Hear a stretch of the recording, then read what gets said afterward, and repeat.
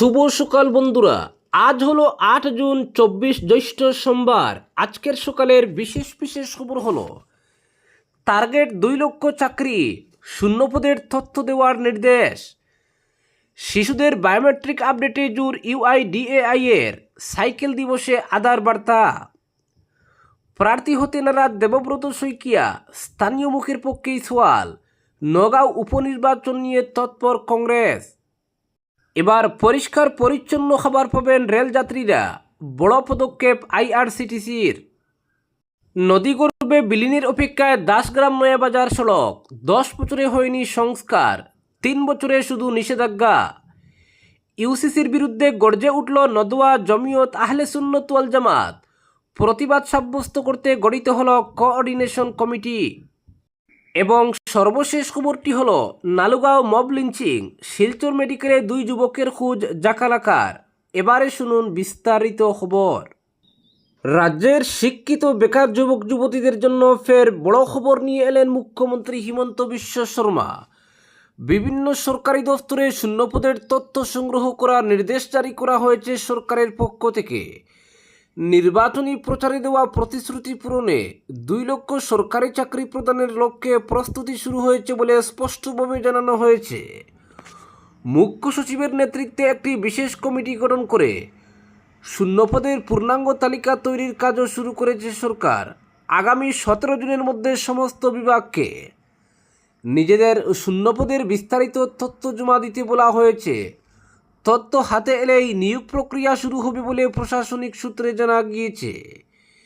এই ঘোষণাকে ঘিরে রাজনৈতিক ও প্রশাসনিক মহলে বিশেষ তৎপরতা দেখা দিয়েছে, কারণ 2021 সালের বিধানসভা নির্বাচনের আগে বিজেপি সরকার 1 লক্ষ সরকারি চাকরি দেওয়ার প্রতিশ্রুতি দিয়েছিল। মুখ্যমন্ত্রী হিমন্ত বিশ্ব শর্মা একাধিকবার দাবি করেছেন, সেই প্রতিশ্রুতি পূরণ করেই ক্ষান্ত হয়নি সরকার, বরং প্রথম 5 বছরে প্রায় 1.65 লক্ষ যুবক যুবতীকে সরকারি চাকরি দেওয়া হয়েছে। চলতি বছরের বিধানসভা নির্বাচনের প্রচারেও কর্মসংস্থানের বিষয়টিকে অন্যতম প্রধান ইস্যু করে তুলে বিজেপি। দলের নির্বাচনী ইস্তাহারে আগামী 5 বছরে আরও 2 লক্ষ সরকারি চাকরি দেওয়ার প্রতিশ্রুতি দেন হিমন্ত বিশ্ব শর্মা। পাশাপাশি যুব সমাজের জন্য কর্মসংস্থান সৃষ্টি, স্বনির্ভর উদ্যোগ এবং শিল্পোন্নয়নের উপরও জোর দেওয়া হয়। নির্বাচনে বিপুল সংখ্যাগরিষ্ঠতা নিয়ে দ্বিতীয়বার ক্ষমতায় ফেরার পর থেকেই প্রতিশ্রুতি বাস্তবায়নের প্রস্তুতি শুরু করেছে হিমন্ত সরকার।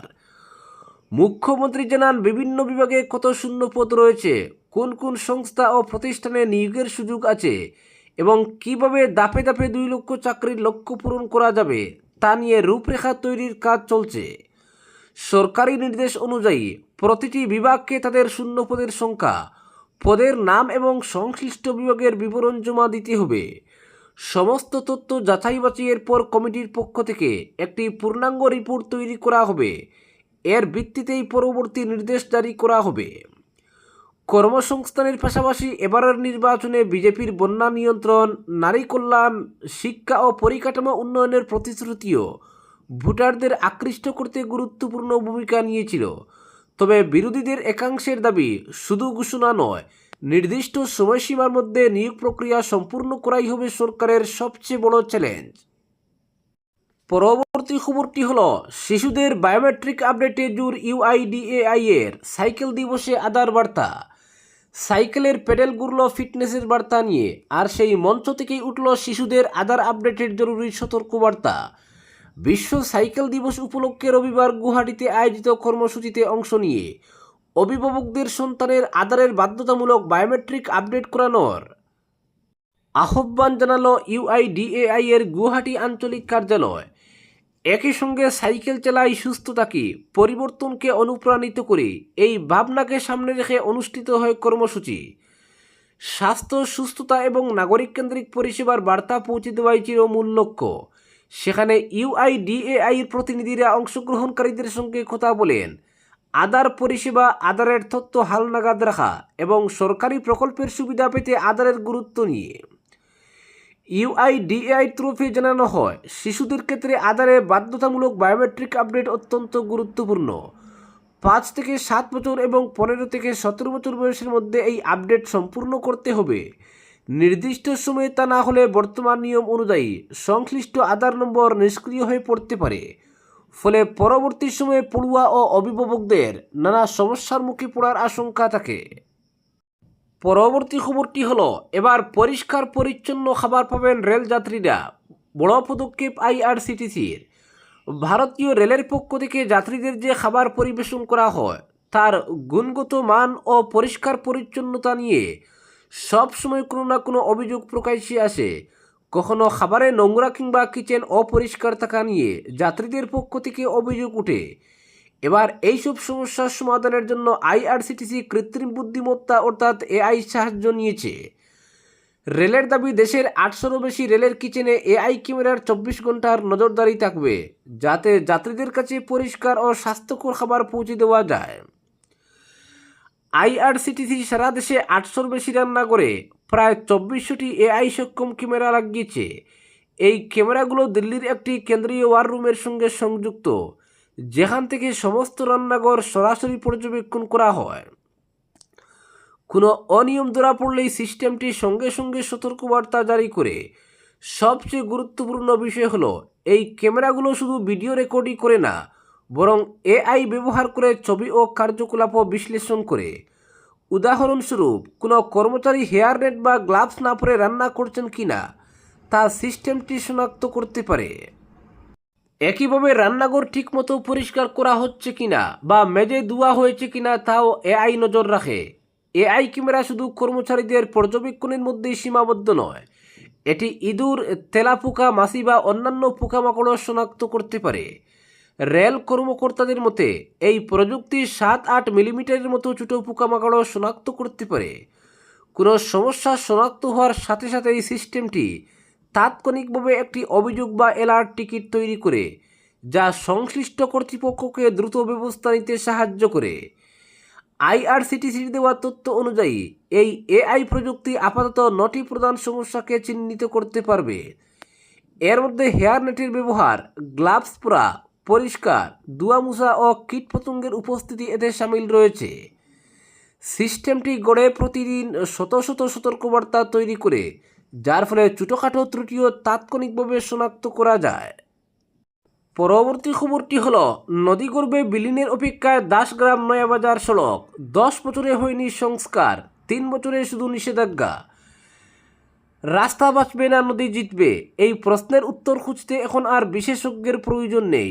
দক্ষিণ করিমগঞ্জের সীমান্তবর্তী দাসগ্রাম নয়াবাজার পূর্ত সড়কের বর্তমান অবস্থা দেখলেই বোঝা যায় প্রকৃতির সঙ্গে লড়াইয়ে সরকারি উদাসীনতা কতটা হতে পারে। বিগত 3 বছর ধরে পূর্ত বিভাগের একটি নোটিশ এই সড়কের সবচেয়ে বড় উন্নয়ন প্রকল্প হিসেবে দাঁড়িয়ে আছে। নোটিশে লেখা আছে ভারী যানবাহন চলাচল নিষিদ্ধ। নোটিশ ঝুলেছে, ছবি উঠেছে, দায়িত্ব শেষ হয়েছে, কিন্তু যে কারণে নোটিশ জারি করা হয়েছিল সেই ভাঙ্গন রোধ কিংবা রাস্তা সংস্কারের কাজ আজও শুরু হয়নি। যেন প্রশাসনের পরিকল্পনা হলো, রাস্তা যদি নদীতে চলে যায় তাহলে আর সংস্কারের প্রয়োজনই থাকবে না। সীমান্ত এলাকার মানুষের কাছে দাসগ্রাম নয়াবাজার সড়ক শুধু একটি রাস্তা নয়, এটি তাদের জীবনরেখা। নয়াবাজার, জড়ের বাজার, করুরি, সুন্দরী সহ প্রায় 25টি গ্রামের হাজার হাজার মানুষ এই সড়কের উপর নির্ভরশীল। অথচ সেই জীবনরেখা আজ মৃত্যু পথযাত্রী। সুন্দরী এলপি স্কুল সংলগ্ন এলাকায় লঙ্গাই নদীর ভয়াবহ ভাঙ্গন নতুন করে শুরু হয়েছে। স্থানীয়দের আশঙ্কা, আরও একটি বড় ভাঙ্গন হলেই রাস্তার বিশাল অংশ নদীগর্ভে বিলীন হয়ে যাবে। তখন জেলা সদরের সঙ্গে যোগাযোগ বিচ্ছিন্ন হয়ে পড়বে প্রায় 25টি গ্রাম। দশকের পর দশক ধরে সংস্কার বঞ্চিত এই সড়কের বর্তমান চেহারা দেখে বোঝার উপায় নেই এটি রাস্তা নাকি কোনো পরিত্যক্ত খনন প্রকল্প। কোথাও গর্তের মধ্যে রাস্তা, কোথাও রাস্তার মধ্যে গর্ত। বর্ষার বৃষ্টিতে সেই গর্তগুলো ছোটোখাটো পুকুরে পরিণত হয়েছে। স্থানীয়দের অভিযোগ, 3 বছর আগে যখন ভাঙ্গন শুরু হয়েছিল তখনই যদি প্রয়োজনীয় ব্যবস্থা নেওয়া হতো তাহলে আজ এই পরিস্থিতির সৃষ্টি হতো না। সবচেয়ে উদ্বেগজনক বিষয় হলো, রাতের অন্ধকারে এই সড়কে যে কোনো সময় বড় ধরনের দুর্ঘটনা ঘটতে পারে, কারণ নেই নিরাপত্তা ব্যারিকেড, নেই সতর্কীকরণ ব্যবস্থা। অথচ প্রতিদিন ঝুঁকি নিয়ে চলাচল করছেন সাধারণ মানুষ। সদ্য নির্বাচিত বিধায়ক আমিনুর রশিদ চৌধুরীর প্রতি এখন তাকিয়ে রয়েছে গোটা এলাকার মানুষ। মানুষের প্রত্যাশা তিনি বিষয়টিকে অগ্রাধিকার দিয়ে মুখ্যমন্ত্রীর দরবারে নিয়ে যাবেন। কারণ রাস্তা ভেঙে গেলে শুধু মাটি হারাবে না, বিচ্ছিন্ন হয়ে পড়বে হাজারো মানুষের জীবন ও জীবিকা। পরবর্তী খবরটি হলো, ইউসিসির বিরুদ্ধে গর্জে উঠল নদওয়া জমিয়ত আহলে সুন্নত। প্রতিবাদ সাব্যস্ত করতে গঠিত হলো কোঅর্ডিনেশন কমিটি। বহুচর্চিত ইউসিসি নিয়ে গর্জে উঠল উত্তর পূর্ব ভারতের সবকটি ধর্মীয় ও সামাজিক সংগঠন। এর মধ্যে উল্লেখযোগ্য হলো উত্তর পূর্ব ভারত এমারতে শরিয়া ও নদওয়াতুত তামির, জমিয়ত উলামায়ে হিন্দ, আহলে সুন্নত ওয়াল জামাত সহ বেশ কিছু সামাজিক সংগঠন। রবিবার বদরপুরে অনুষ্ঠিত হয় সবকটি সংগঠনের প্রধানদের বৈঠক। ইউসিসি নিয়ে গণতান্ত্রিক পদ্ধতিতে প্রতিবাদ সাব্যস্ত করার জন্য এদিন সব সংগঠনকে নিয়ে একটি কোঅর্ডিনেশন কমিটি গঠন করা হয়। এছাড়াও সিদ্ধান্ত নেওয়া হয় সম্পূর্ণ শান্তিপূর্ণ এবং গণতান্ত্রিক পদ্ধতিতে সর্বদলীয় সমন্বয় কমিটির মাধ্যমে আগামী শুক্রবারের মধ্যে লিফলেট ছাপিয়ে তা প্রতিটি মসজিদে পৌঁছে দিয়ে নির্দিষ্ট স্মারকপত্রে ইমেইলের মাধ্যমে রাষ্ট্রপতি, প্রধানমন্ত্রী, আসামের রাজ্যপাল ও মুখ্যমন্ত্রীর কাছে পাঠানোর। সেখানে উল্লেখ থাকবে ইউসিসি নিয়ে মুসলিমদের তীব্র আপত্তির কথা, কোনো অবস্থায় ইউসিসি মেনে নেওয়া হবে না।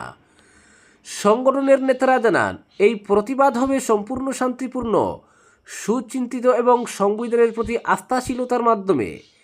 এদিনের বৈঠকে গৃহীত সিদ্ধান্তগুলি হচ্ছে, কমিটির পক্ষ থেকে অত্যন্ত সুচিন্তিতভাবে কয়েকটি স্লোগান তৈরি করে সামাজিক মাধ্যমে প্রচার করা, আগামী শুক্রবারের আগেই প্রতিটি মসজিদ মহল্লায় সচেতনতার জন্য লিফলেট বিলি করা, শুধু মুসলিম সমাজ নয় সব ধর্ম ও জনগোষ্ঠীর জনগণকে প্রতিবাদে সোচ্চার হওয়ার আহ্বান জানানো হয়েছে। বিশেষ করে পার্শ্ববর্তী ধর্মনিরপেক্ষতায় বিশ্বাসী এবং সংবিধানের প্রতি আস্থাশীল অমুসলিম বুদ্ধিজীবী ভাই বোনদের সঙ্গ নেওয়ার চেষ্টা করা হবে। বৈঠকে উপস্থিত নেতারা বলেন, সবাই তাদের সঙ্গে আছেন, যোগাযোগ রাখছেন, তারাও প্রতিবাদে সোচ্চার হবেন। সব ধর্মীয় সামাজিক সংগঠনের পক্ষ থেকে একটি স্মারকপত্র প্রস্তুত করে রাষ্ট্রপতি, প্রধানমন্ত্রী, আসামের মুখ্যমন্ত্রী ও রাজ্যপালের কাছে পাঠানো হবে।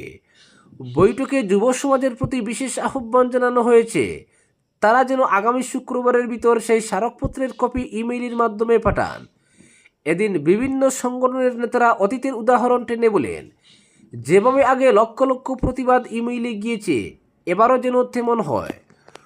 বৈঠকে শান্তি সম্প্রীতি বজায় রাখার উপর জোর দিয়ে বলা হয়েছে, কাউকে কোনো ধরনের উস্কানিমূলক বক্তব্য রাখার সুযোগ তারা দেবেন না, কেননা শান্তিপ্রিয়ভাবে চলবে এই আন্দোলন। শান্তি বিঘ্নিত হয় এমন কোনো কাজ কাউকে করতে দেওয়া হবে না। পুলিশ প্রশাসনের সহযোগিতা চেয়ে বলা হয়েছে, যানজট বা শৃঙ্খলাভঙ্গ যাতে না হয় সেজন্য আন্দোলনকারীরা প্রশাসনের সঙ্গে সহযোগিতা করবেন। আজকের বিশেষ সংবাদ এখানেই সমাপ্ত।